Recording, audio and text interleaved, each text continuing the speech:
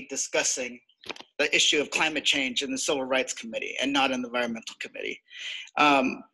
It's because when we have denied science for so long, it led to a lack of progress and a sincerity of trying to deal with this issue, right? Which led to disproportionately impacting people of color, minorities, people in urban areas. You know, if you really look, where are we gonna see high rates of asthma? Minority communities. Where are we gonna see a lack of clean air and clean water? Minority communities. Where are we gonna see heat island effect, where you see rising temperatures, scorching cities in minority communities? Where are you gonna see people paying a disproportionate amount of their income to keep their houses cooler? In minority communities, right? Yes, minority communities are disproportionately impacted first and foremost, but we will not be the last communities that are disproportionately impacted. The people who represent rural areas, if you do not think that climate change is coming to your district or to your communities, think again. Look at Paradise in Northern California, devastated by wildfires. We have so many wildfires that we can't even keep track of them in California anymore.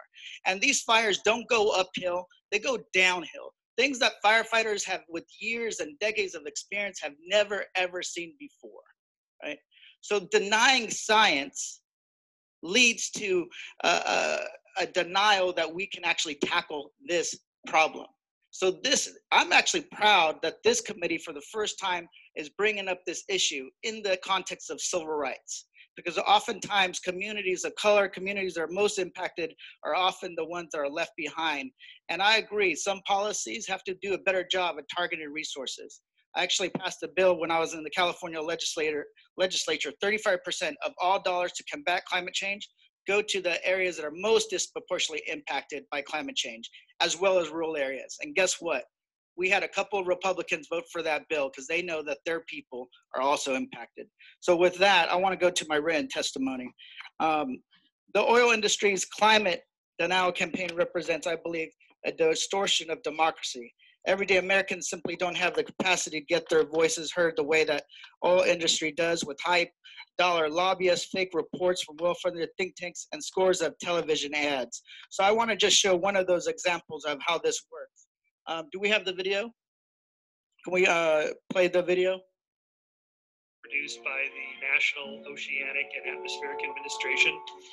And here is the mirror of that, produced by the Cato Institute.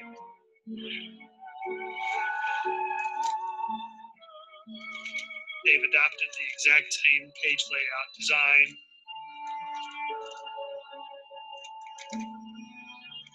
If you were a congressman, how would you tell the difference between this and this one? And that's the point of this deception.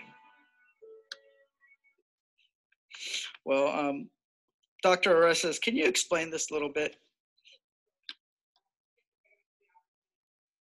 Thank you very much for the opportunity, and particularly to discuss the issue of the distortion of democracy. So one of the things we know is that ExxonMobil and other members of the fossil fuel industry have spent hundreds of millions of dollars on advertising campaigns, false advertisement reports, documents designed to confuse both the American people and Congress about this issue. And so this is just one specific example that we documented in our work that was produced by the Cato Institute. And this clip really shows you very clearly how this operates. They produced a report that was designed to look exactly like the National Climate Impact Assessment. But if you compare the reports, what you see is that the Cato Institute, which is not a scientific organization, is actually refuting the findings of the National Climate Impact Assessment. But they do it in this format that is extremely confusing. And why would they do that? Well, this is a good question. I mean, you would have to ask them, but they are part of— Speculate.